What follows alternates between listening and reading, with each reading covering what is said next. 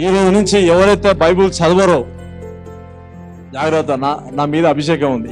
ఎవరైతే బైబుల్ చదవరో వాళ్ళకి నిద్ర పట్టకుండా ఉండును గాక. గట్టిగా ఆమేన్ చెప్పాలా, గట్టిగా ఆమేన్ చెప్పాలా. 2 అయినా 3 అయినా నీకు నిద్ర పట్టకుండా గాక.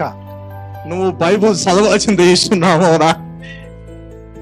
ఆ రోజు బైబుల్ చదవకపోతే ఇక నువ్వు వాషింగ్ మిషన్ ఇక నిద్ర పట్టదంతే. నువ్వు మళ్ళా బైబుల్ దగ్గరికి వస్తేనే నీకు నిద్ర పడుతుంది. I release this word in the name of Jesus Christ. That's finished. Amen. Hallelujah. వాక్యముతో ఉదక స్నానం చేత దాన్ని పవిత్రపరిచి పరిశుద్ధపరచుటకే దాని కొరకు తన్ను తాను, ఓ హల్లెలూయా, యేసు ప్రభు తనను తాను ఎందుకు అప్పగించుకున్నాడంటే వాక్యము చేత. Word is Jesus Christ. Jesus Christ is the word of God. దేవుని వాక్యము దేవుడు అయి ఉన్నాడు, దేవుడు తన మాట అయి ఉన్నాడు. సో నేను వాక్యం దగ్గరకు వచ్చిన ప్రతిసారి నేను ఎవరిని కలుసుకుంటున్నా? Jesus Christ. ఓ నాకు కనిపించాల ముందు వాక్యం, ముందు వర్డ్ ఆఫ్ గాడ్. నీ చేతికి ఇచ్చిన దాన్ని నవలడం ప్రారంభించు, తినడం ప్రారంభించు, అప్పుడు మిగతాదంతా నీకు కనిపిస్తుంది. The behind picture. ఆమేన్. కీర్తనలు 51:10 త్వరగా చదువుదాం. దేవా, నా యందు శుద్ధ హృదయము కలగజేయము, నా అంతరంగములో స్థిరమైన మనస్సును నూతనముగా పుట్టించుము. ఆమేన్.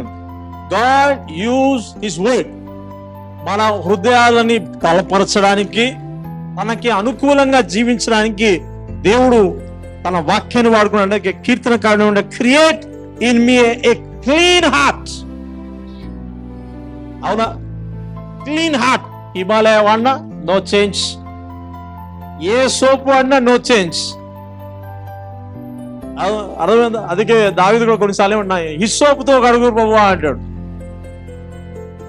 వాక్యం అయితే కరెక్ట్ గడుగుతుంది. ఆమేన్.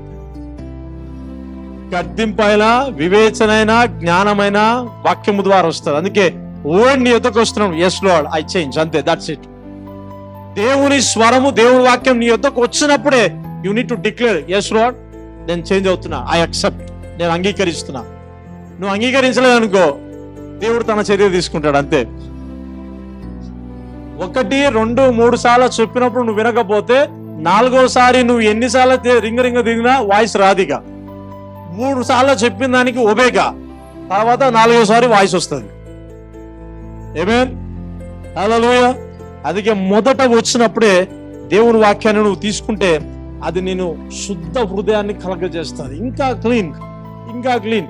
అవునా? అందుకనే నేను ఒక సీక్రెట్ చెప్తా. ప్రార్థనలోకి వెళ్ళక ముందు మొదట బైబిల్ చదువు. ప్రార్థన చేయక ముందు, ప్రార్థనలోకి వెళ్ళక ముందు మొదట ఏం చదవాలా? వాక్యం చదవాలా. వర్డ్ ఏం చేస్తుంది? నీ హృదయాన్ని క్లీన్ చేస్తుంది. అప్పుడు నువ్వు ఎట్లా పోతున్నావు ప్రభు దగ్గరికి? అవునా? చాలా ప్యూర్ హార్ట్ తో పోతున్నావు. అప్పుడు నీ ప్రార్థనలో నడిపింపు వస్తుంది, నీ ప్రార్థనలో ఇంకా ఉద్యోగం అనిపిస్తుంది. ఏం ప్రార్థన చేయాలో కూడా వాక్యాన్ని కోట్ చేస్తూ ఉంటావు నువ్వు.